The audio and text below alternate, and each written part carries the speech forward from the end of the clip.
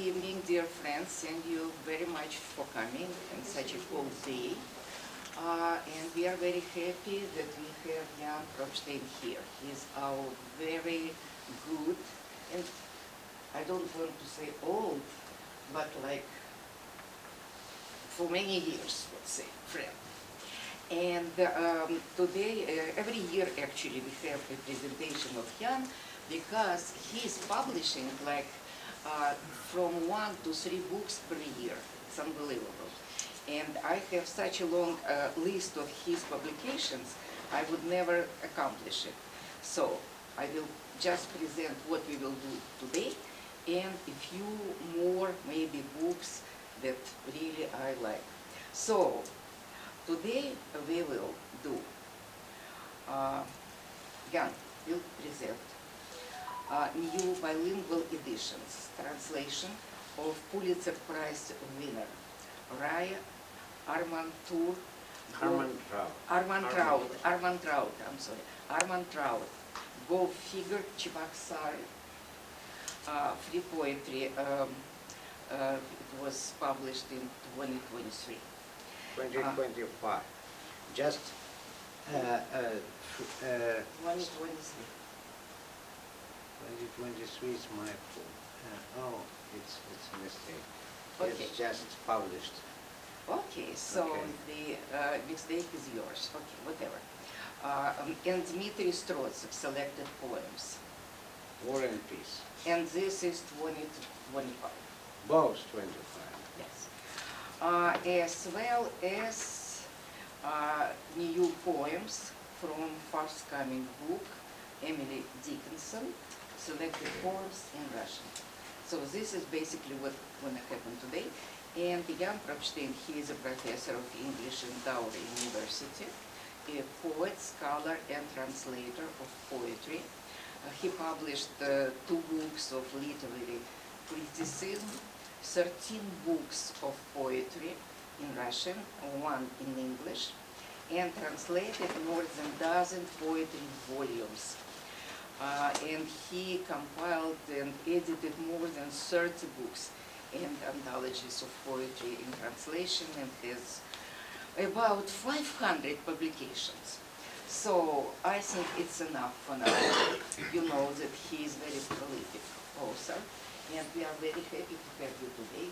So please start. Thank you. My question is it working? Signal. Robert. My question is, several things are bilingual, and to save time, I don't know, I brought the book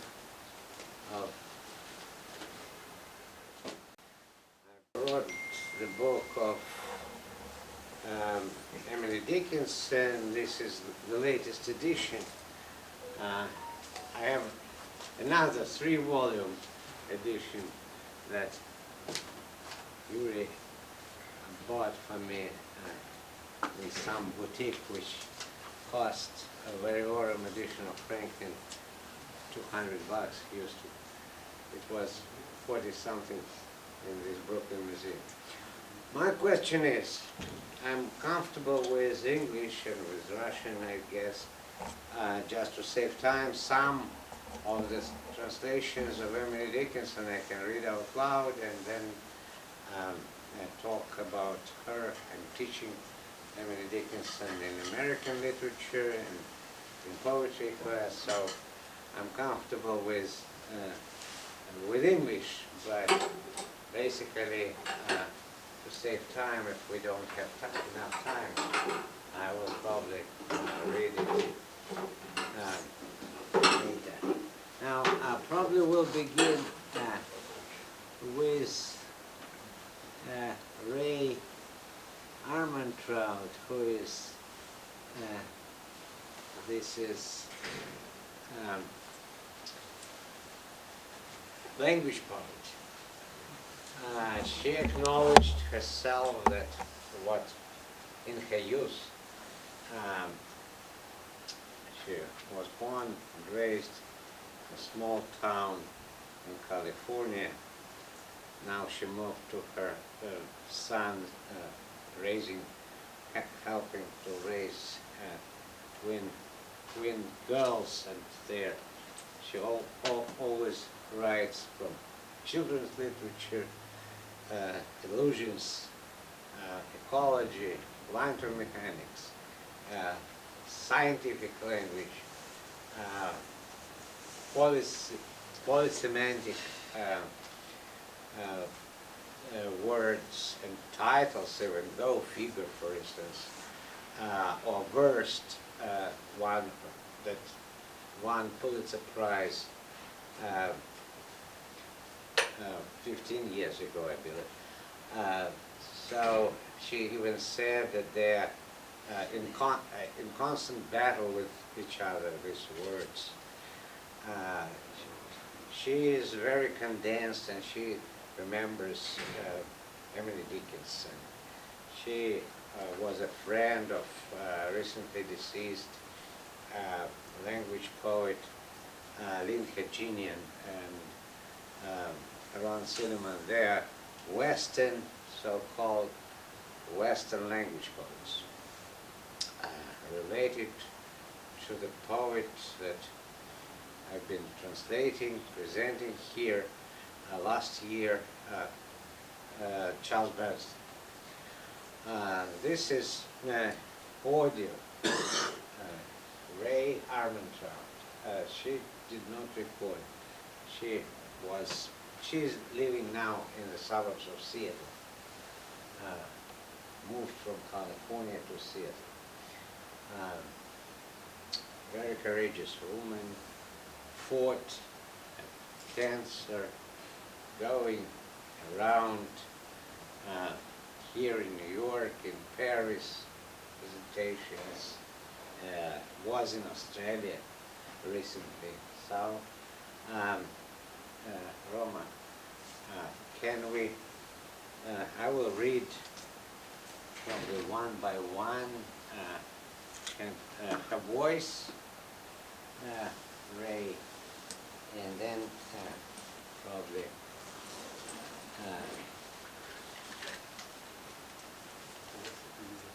this is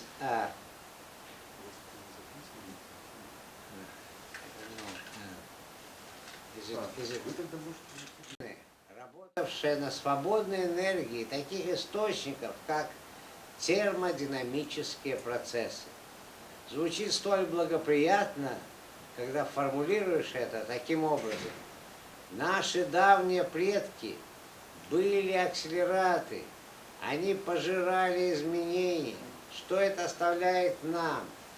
Верю ли я, что сформулировать проблему самым строгим образом, при этом выбирая странные и заметные слова, поможет? А что, если нет? Божья коровка, полети на небо, твой дом объят огнем, твои детки.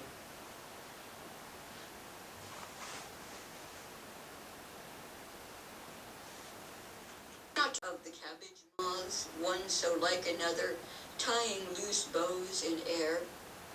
A half-degree warmer on the hottest day in the hottest year on record, something to make note of, averages. Playing goose, goose, duck in the valley of the shadow. Music has so many ways to end where it started. Only Mozart laughs at us as he makes it happen. We're back, or close enough, a half note higher to liven things up. Okay, she's something included here. Specimens. 1. When I was a child, my grandmother Rachel lived in a small room next to mine. She wore what were called housecoats and put her hair up in pin curls. She raised roses. She enjoyed watching pro wrestlers on television. Her favorite was Gorgeous George, and she loved the piano player Liberace. I remember the rhinestones on his cape. She spoke very little. I assumed Rachel must be typical of something. 2. Listen, the God who made you cannot know anything about you. It can't become distracted. It has to keep producing orchids with monkey faces, caterpillars with pink feathers, and the one who floats on her own reflection.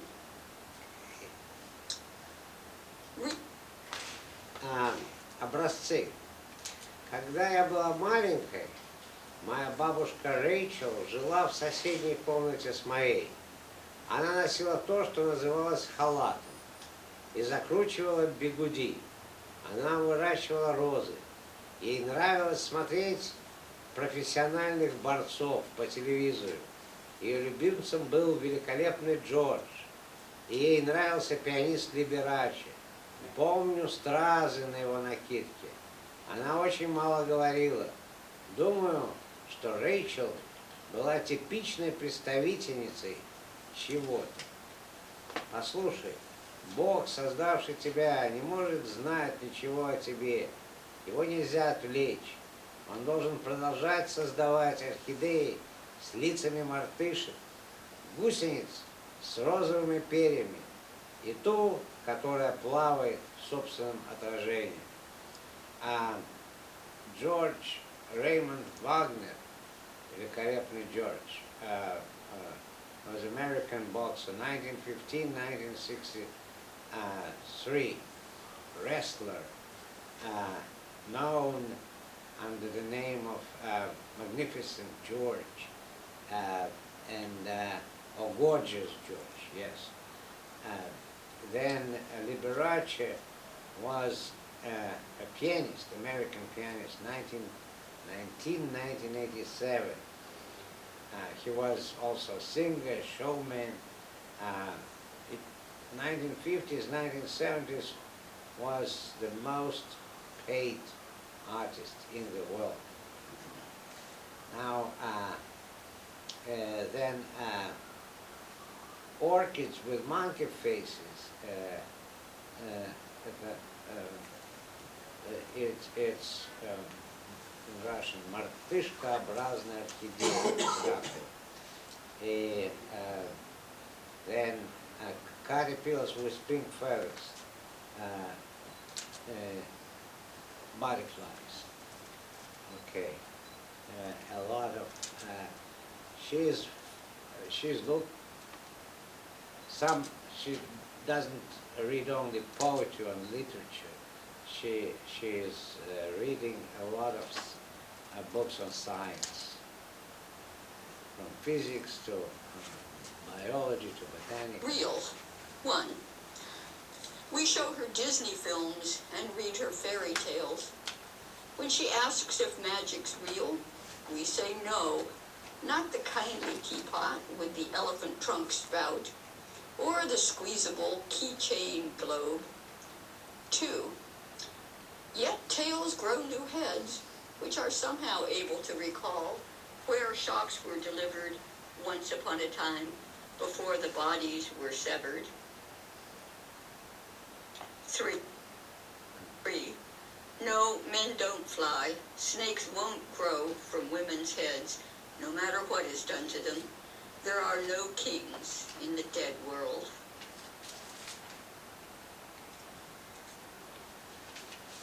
Реальность. This is about her twin grandchildren, two girls. Мы показывали фильмы Диснея и читаем сказки. Когда нас спрашивают, существует ли магия в реальности, мы отвечаем нет. Нет доброго чайника с хоботком слона, ни глобуса на брелке, который можно сжать рукой. Все же у хвостов вырастают новые головы, которые как-то могут вспомнить, в какое место их поразили. Однажды, давным-давно, прежде, чем отрезали головы. 3. Нет, мужчины не летают, змеи не растут из голов женщин. Что бы с ними ни делали, не бывает царей в мире мертвых.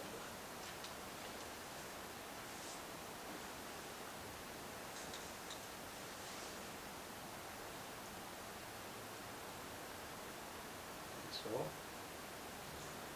Let's see. Okay. if something is interesting, I can read it from the book. This is just because it's very difficult to get the books from Russia now. Someone will bring it to me, but I have only two left. One, my own copy, and one this one. Now, about Dmitry Strotsev. Dmitry Strotsev is a Belarusian poet in exile. He was briefly imprisoned for 2 weeks. Then he managed to go to Moscow. But then they said that he could be returned back in prison. So he lived for a while in Moscow, then he went to Sweden, then from Sweden he went to Germany, and he's now living in Berlin. Yes, now he has this idea. He used to be very musical, to write very musical and metaphoric poetry. One of those poems I have here. Then, after the events in Belarus, then Ukraine, he studied what he called poetический репортаж, poetic reportage. So, writing what they called poetry right after the event. And he stripped off some fancy words, some metaphors to be just to the point. Now, do we have this reading video? Or what? Okay.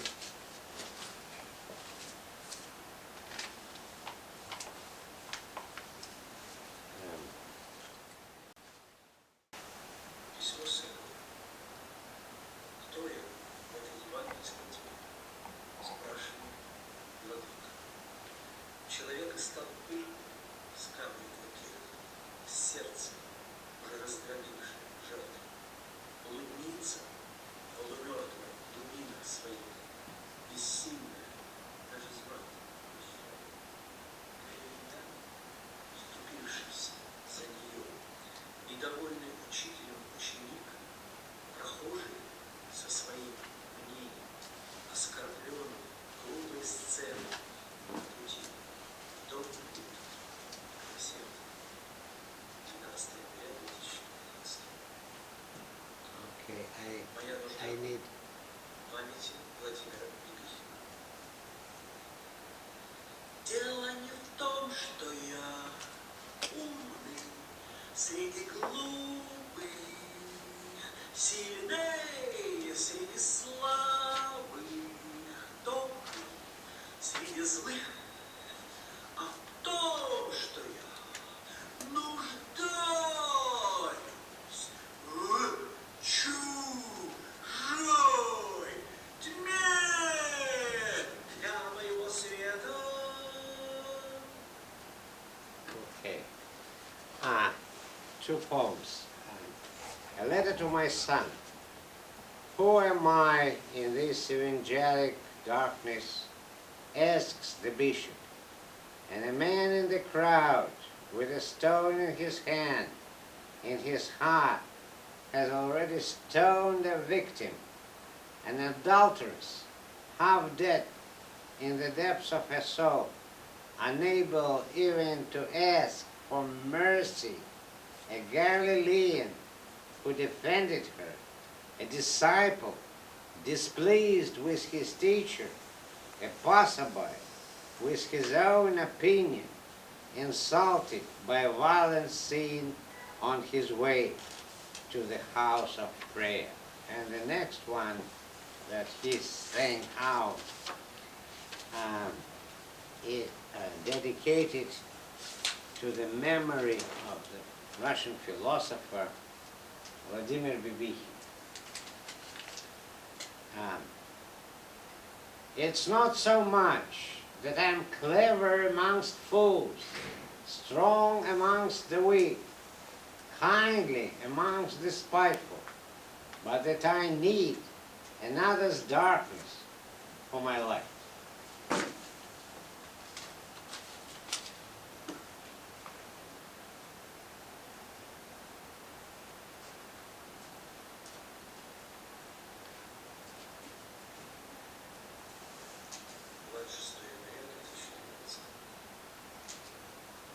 Поэт, как всякий человек, хочет проспать весь этот. Громче можно немного?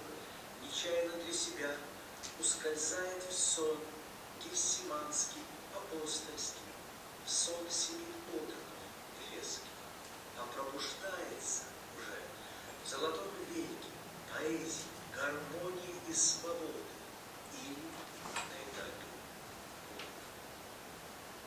Okay, I can't make it here louder. At home it was loud.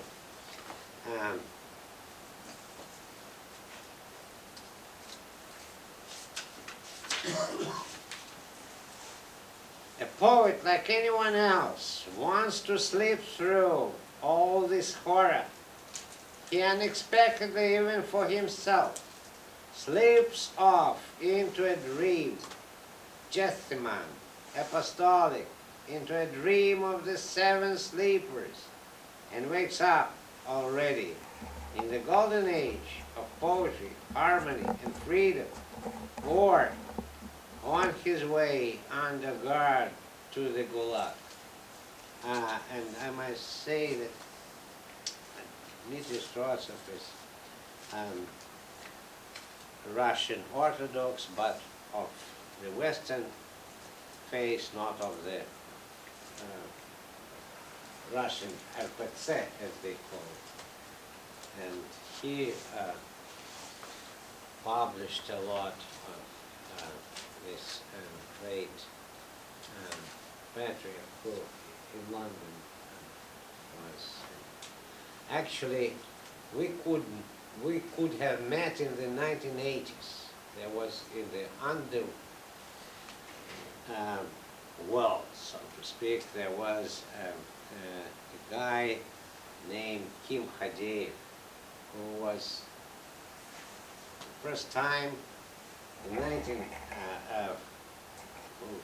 when he was 19, was a meeting at the university. He was the student of the second year in the philological department, and it was meeting dedicated to the 70th anniversary of Stalin. And he said that Stalin was a tyrant and a murderer, and he was immediately taken from that meeting, Komsomol meeting at the university, to the psychic institution, and then he was locked up until 1954, where in different prisons and camps he met with Pavel Ulitin, Yuri Alkhinvad, and many others.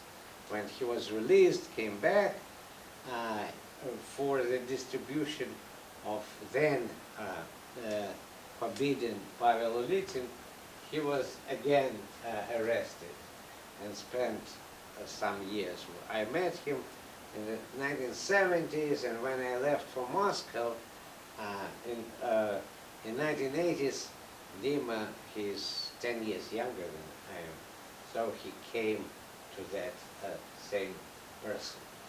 So then there was another outstanding Russian poet living in Belarus, named Blazhenny Eisenstadt. And I was translating him, so how we met, I was asking for the copyright for Eisenstadt, published in Brooklyn Rail, and they were particular about that and some other periodicals. And so he was in charge. He published Eisenstadt himself in Russian and in translation into other languages as well. So that's how we met, first online, then in person. Then he published this book, Morocco, but I brought only 2 copies, I'm sorry. It was, and that was the last time I went there in 1919. So this, he got several prizes, Swedish Pen Club, Václav Havel Prize for courageous writers, then Norwegian Authors Union Freedom of Speech Award, Campi Veligi Rose Prize winner in Italy, and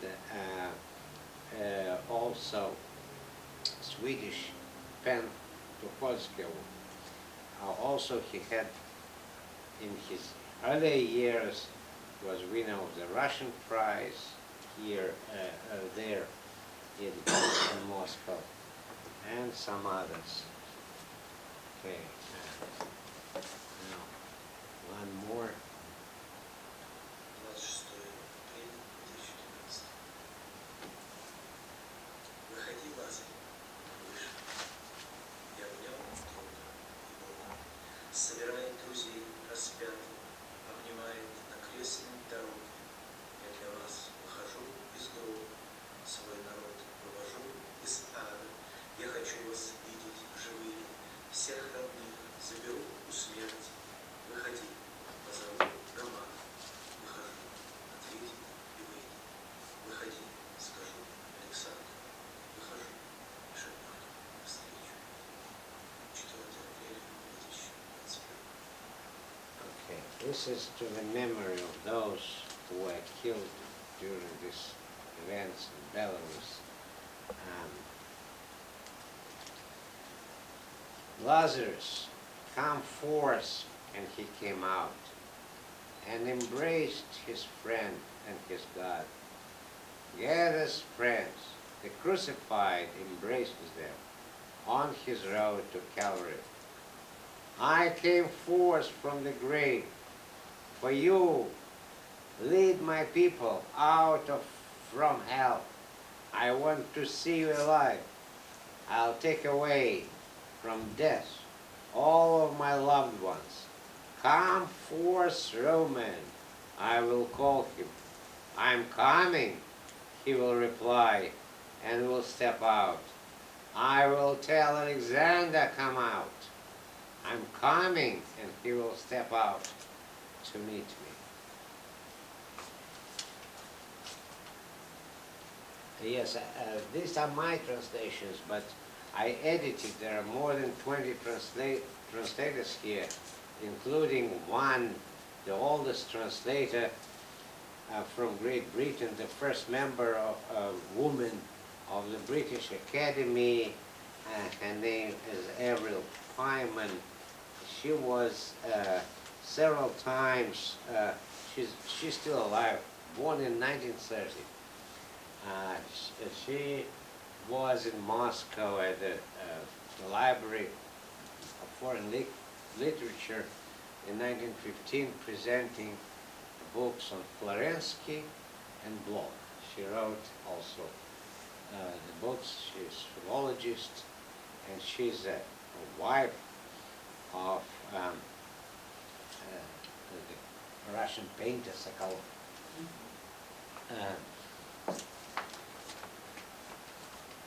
There are many more.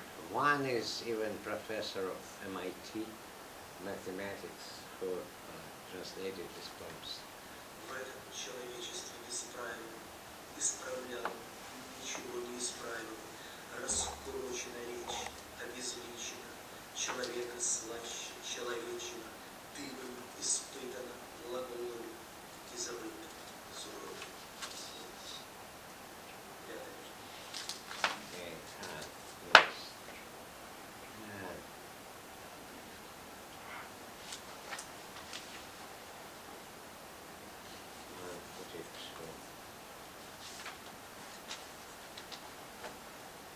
In this humanity without rules, I corrected in vain their misrule. The speech is shattered, defaced. Human flesh is sweeter than human brains. It was tested by verbs and by reps, and forgotten under naked snowdrifts, bats.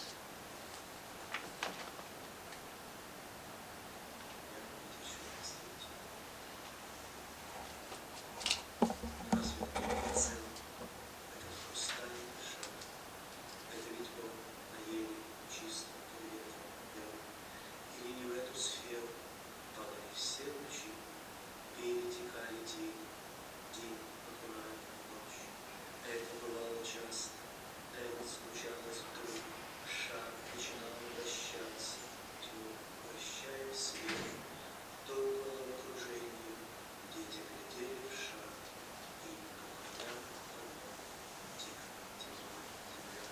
Всюду теперь осколки, некому их собрать. Мимо проходит полный свет, прощая в тьму. Новых чудес не будет, говорил себе чистый белый дверь. Плечик хрустальный шар.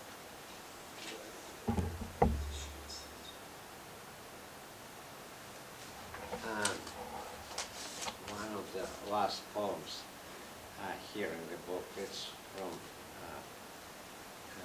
1992 to 2023. This is the last poem in the section War. Wasn't it whole, this crystal ball? Wasn't it singing clearly in the wind on a pine tree? Or didn't all the rays reach the sphere then? Didn't the shadows drift, bathing the day and the night? That happened often, that happened abruptly. The ball began to turn, turning dark into light, until they got dizzy all. Children looked into the ball, and the earth floated quietly on, like water under their feet. The splinters are everywhere now. There is no one to gather them. The hordes are passing by, turning light into dark. There will be no new miracles.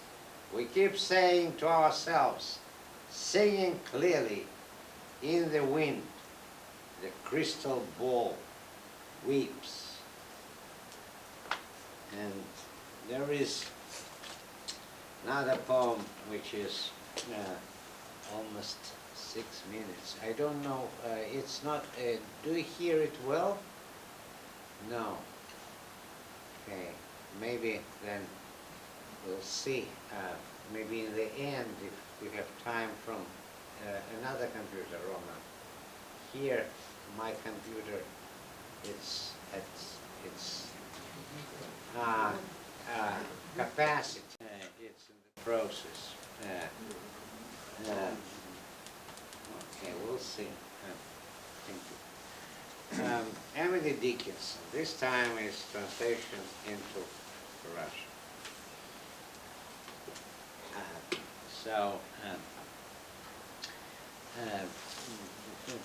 For now there is a publication. This is Homestead. This is the house where she was born and raised. There was a grandfather who was the founder of the academy, which is basically Amherst Academy is a school, and then Amherst College got into debt and had to sell it, this house, and went to Ohio to live. Then the father, who became also a lawyer and the trustee of that college, paid off the debt of his father and bought back this house, which is now a museum, which is called Homestead. Now, with Emily Dickinson, there are, of course, a lot of legends. That's the last 18 years of her life, she lived in her house without going out, that she actually published only 10 poems anonymously. She was against fame. But that's true to some extent. She was a very educated and a very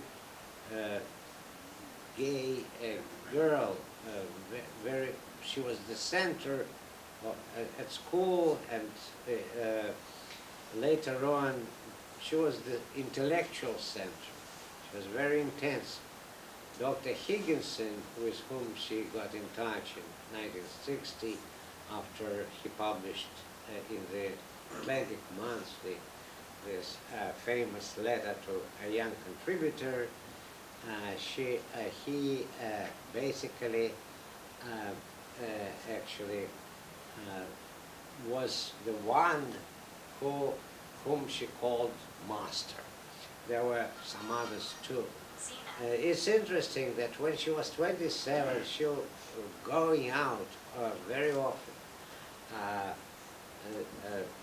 Emerson came on the invitation of her brother, who also became a trustee and who built a house, Evergreen, nearby, 1 block away from this house. They had, of course, they had a lot of land there. And she was there. She listened to his lecture, and then there was reception in her brother's home, and she was also there. She was 27 at that time. But it's curious that she didn't show Emerson, whom she read most poems and essays, the poet that impressed her, self-reliance that impressed her. She didn't show him. She sent to Dr. Higginson, who was more traditional. He taught her grammar and syntax, and we know also that Emily Dickinson had this famous Emily Dickinson dash.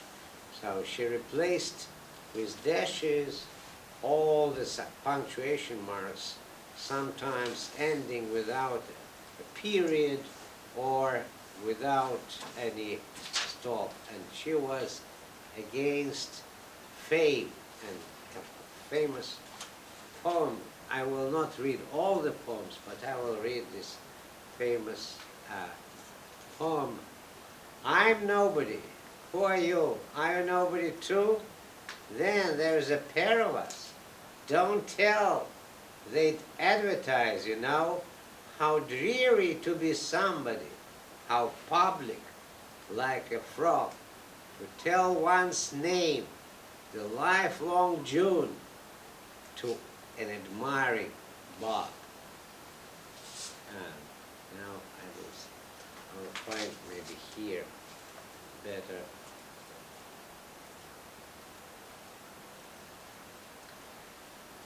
Я никто, а ты кто? Тоже как я никто? Тогда нас двое, не болтай, не то попадем в рекламу. Как тоскливо быть кем-то, лягушкой все лето, в толпе почитателей имя свое, плакать на все болото. It's interesting that she introduced, unlike a contemporary Whitman, whom they didn't know each other, because she published only 10 poems anonymously. Some of them, Samuel Bowles and some other publishers, Helen Hunt, who was a classmate, but they did not get in touch very closely because Helen Hunt was a tomboy.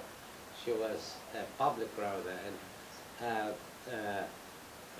Emily Dickinson was a quiet rebel.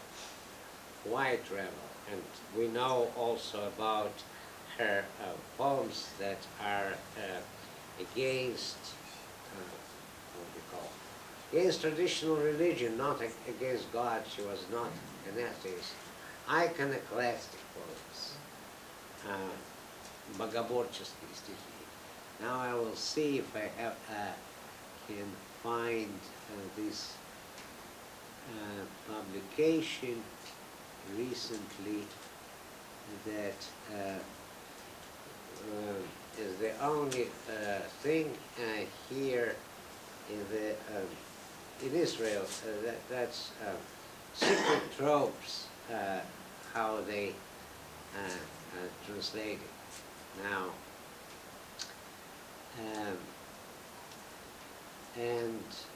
she is also a prophetic poet and also very condensed lines. She introduced new type of rhyme, slant rhyme, which consonants. Some of the poems, and she is such person, both language poets, the most radical innovators, and Harold Bloom and his, they accept for different reasons, so they accept. Now, from blank to blank, a threadless way, I pushed mechanic feet to stop or perish, or advance, alike indifferent. I reached, or I gained, she edited, it ends beyond indefinite disclosed. I shut my eyes and groped as well. 'Twas lighter to be blind. Пробела от пробела, без нити путь. Я ставлю механически стопу, чтоб встать, погибнуть или шагнуть. Неважно мне ничуть, когда бы преуспела, была бы вне предела всех невозможностей. Закрыв глаза, на ощупь шла, слепые зрят ясней.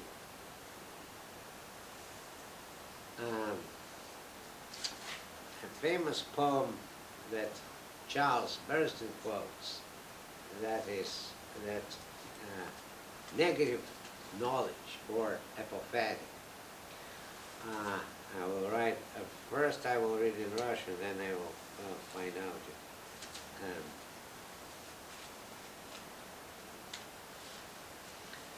Убогий дар, ущербность слов расскажут сердцу о ничто.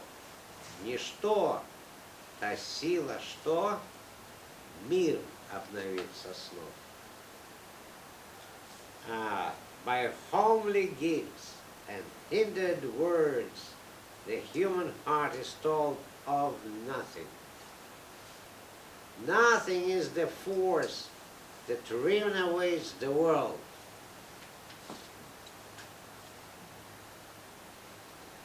Another one, very famous.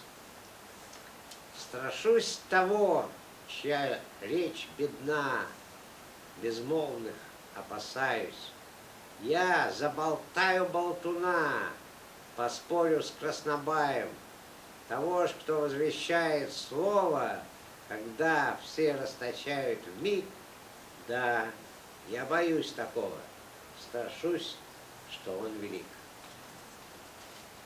663. There are, after they corrected Higginson and Mabel Tate, corrected, put the titles, she did not have titles there, corrected syntax, punctuation, rhyme, everything. It was because the publishers were reluctant. It was for them very strange poetry, although Whitman was publishing at that time. And 6,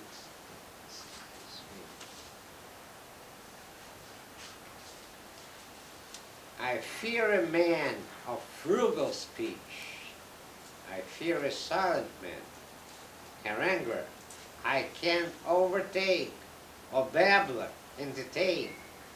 But he who waiteth while the rest expand their furthest bound, of this man I am weary, I fear that he is grand.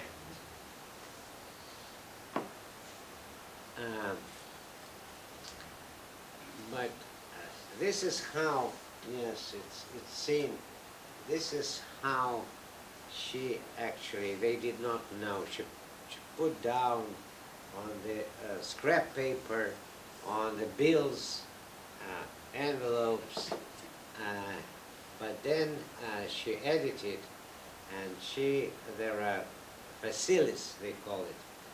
She bound them. They were not stapled like in the modern way, but with culinary threads and needle. And she is, yes, she was in her youth, she was very famous. She won several culinary competitions. They had annual cattle show, and she was the best baker in her home.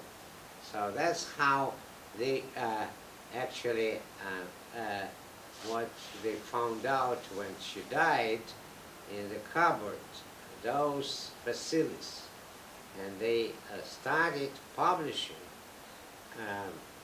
those from 1890 to 1892. There were 4, and then 2 more, and the letters Mabel Todd published with Higginson. The letters she edited by herself. There were some other things interesting, but I don't want to. So some of her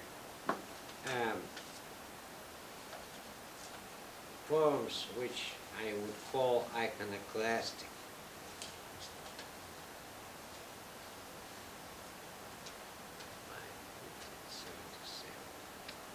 Yes, so they are now numbered. Thomas Johnson published it, first restored in 1955, but still there were some traces. He restored their numbers there. Most of the translators, there were a lot. One of the best was Alexander Velichansky, who translated into Russian, who also translated Lagis from Greek, who was born in Greece, one of those related to the so-called smog. And he passed away in 1950, at 50, in 1990. Then he also is very famous for this, for some reason. He was a great poet, but for some reason, под музыку Vivaldi, with song related. Now, I'm not sure that he translated this poem, but I translated a lot of poems that neither he nor Sidakova nor Arkady Gavrilov, the first one who published, and they also published posthumously. That was his in literature monuments, литературные памятники. The main was his, and then all the others, Pushkov, Sidakova, Velichansky, myself, were in the supplement, the addendum. Okay, now I want to read this poem. The Bible is an antique volume written by faded men at the suggestion of holy specters. Subject, Bethlehem, Eden, the ancient homestead, Saturn, the brigadier, Judas, the great defaulter, David, the troubadour. Scene, a distinguished precipice, others must resist. Boys that believe are very lonesome. Other boys are lost. Had but a tail, a wobbling teller, all the boys would come. Orpheus' sermon captivated. It did not condemn. А Библия — старинный дом, что ветхим старцам духи святые диктовали, а темы Вифлеем, наш древний дом Эдем, там сатана верховодит, Иуда, первый там банкрот, и трубадур Давид. Большая бездна грех, бороться должен с ним, а мальчик в вере одинок, погибель всем другим. Когда певец поведать смог, пришли ребята сразу. Всех чаровал Орфей, не проклинал ни разу. This poem was written to his nephew, to her nephew Ned, the son of her brother Austin, and he was sick, missed his summer school, and Emily was teaching him catechism. So after that she wrote this poem for him, dedicated. But nevertheless, she was not an atheist. I will read first in Russian, then I find another poem. Ты за мной, тебя не знаю. В каком твой дом краю? Я Иисус из Иудеи, сейчас в раю. А если колесница, ведь путь далек, не уступает фаэтону в могуществе, поверь. Грешна, а я прощение. Ничтожно, в царстве том, последний первым станет. Входи в мой дом.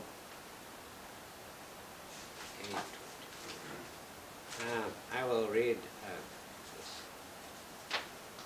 Yes, they're numbered. So in 1998, Ralph Franklin, who was the Dr. Ralph Franklin, who was the director of Bilingual Library at Yale, presented the new translation, the new edition of the poems, very rare edition actually, in 3 volumes. Thanks to Yuri, I got it. But I have also this one. The only difference is that they were all versions she edited. She revised many times, and also he discovered several dozen poems that are known before in the letters. She would send poems to her cousins, friends, and sometimes she would copy. In later years, she did not. 8:25. Unto me, I do not know you. Where may be your house? I'm Jesus, late of Judea, now of paradise. Wagons have you to convey me? This is far from thence. Arms of mine, sufficient patent, trust omnipotence. I'm spotted, I'm pardoned, I'm small. The least is esteemed in heaven, the cheapest. Occupy my house.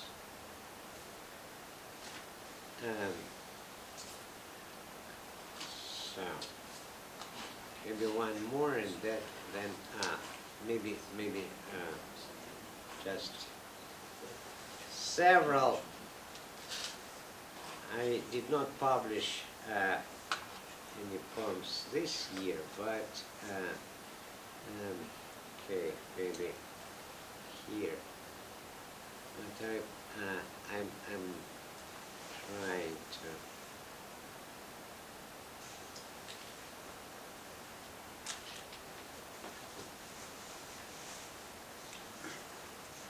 Okay, the last poem of Emily Dickinson. На отдыхе душа, когда всей ширью жизнь наносит ей удар, безделицу круша, работу молит дать, хоть детскую латать, и заколоть булавки, чтоб руки ей занять. Okay, maybe Mandelstam. We live without feeling our country's pulse. We can't hear ourselves. No one hears us. If a word is uttered by chance, Kremlin Highlander is remembered at once. Like worms, his thick fingers are fat. His words like pound weights are correct. His cockroach mustache is full of laughter.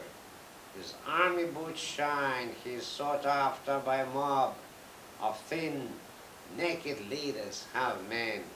He uses their service, manipulating them. Some are mewing or whistling or winning or whining.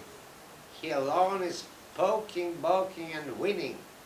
Like horseshoes, he grants his every decree, poking some in the groin, in the brow, in the eye.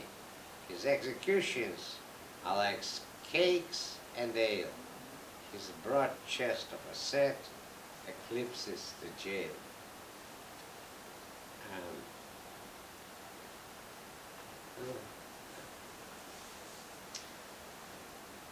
Couple of poems, old and new. A parable for Charles Bernstein. A one-man show, said Kay, as he multiplied 7 by 7 by 7.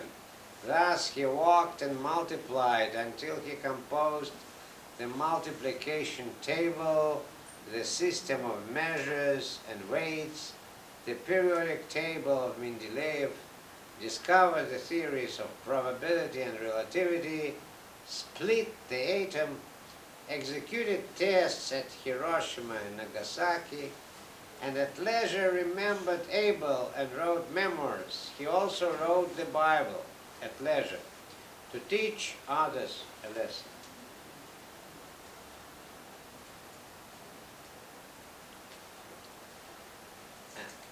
Down the slope of the indicative mood slides our life, indicating, mocking, showing itself. The film is developed. We stare at the negatives, not quite recognizing ourselves, realizing too late that the verbs are already imperative. Later, we'll find ourselves paging past was, lost, acquired, did not participate in the photo album of recollections. Happiness would have been so close to us in the future, in the past, subjunctive. And one poem from old book,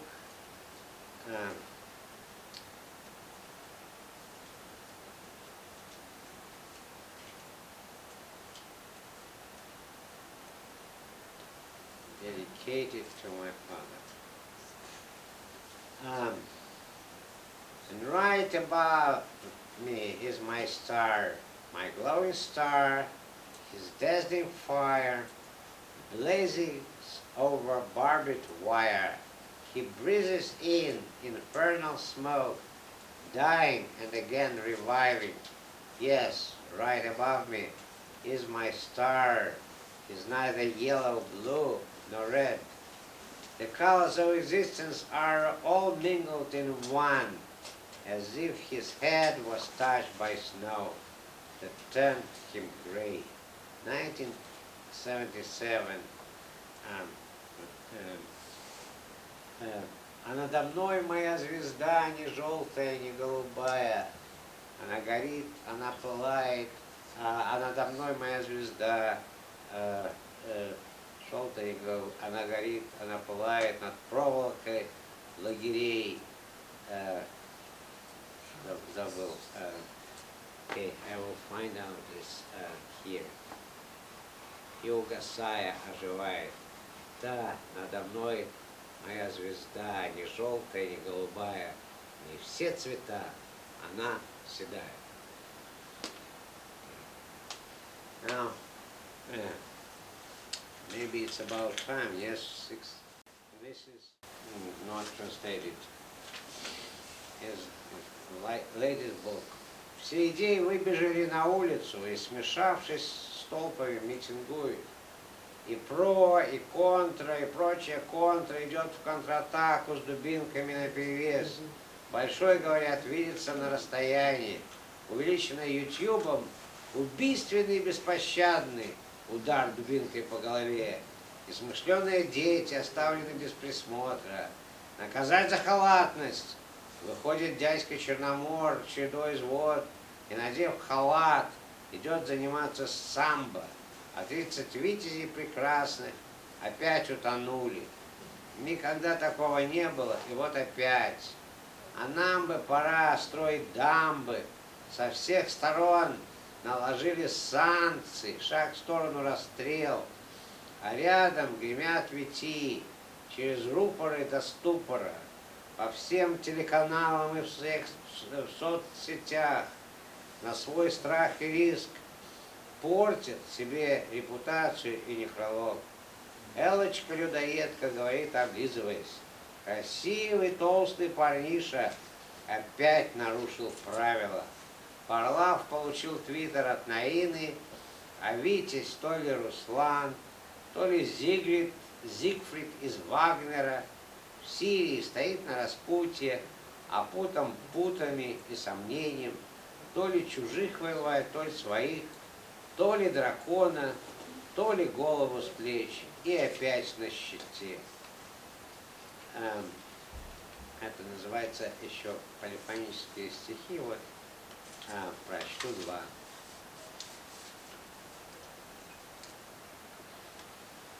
Там и раз, там и уга, и нага, и прига, и зага. Воры там, это я, это шире, пустырь, это хмырь. На распутье стоит, таки встаю великан-богатырь. И не знает податься куда, то ли врагов воевать, то ли своих, то ли рать благим матом, то ли сеять пора. Там простор до сих пор во всю мощь закричи, даже крика не услышит сосед. Там семь бед и единый ответ. Только звон, только сон, только синь, только блин, только боль, только соль, не затоль, только голь. Изгаляйся, крестами меняйся, чтобы в теме кайлом, топором или ножом, ну а после известно покайся.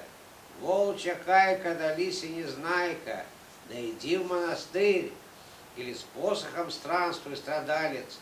Великий надень, оглянись, богатырь. Чуден мир, это явь, это ширь, это синь, то ли сон, то ли явь, то ли ночь, то ли день.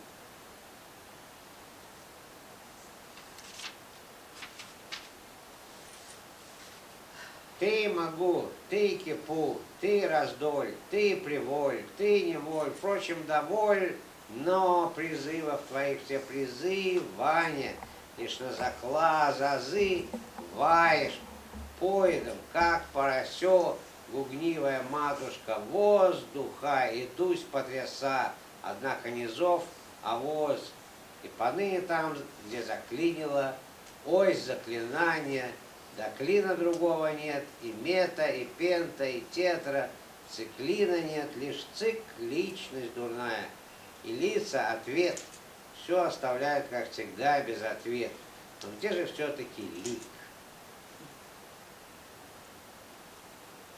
Изумление музы на зуме, зов отзывчивых, то ли держитесь, то ли деритесь, не разобрать, кругом помехи.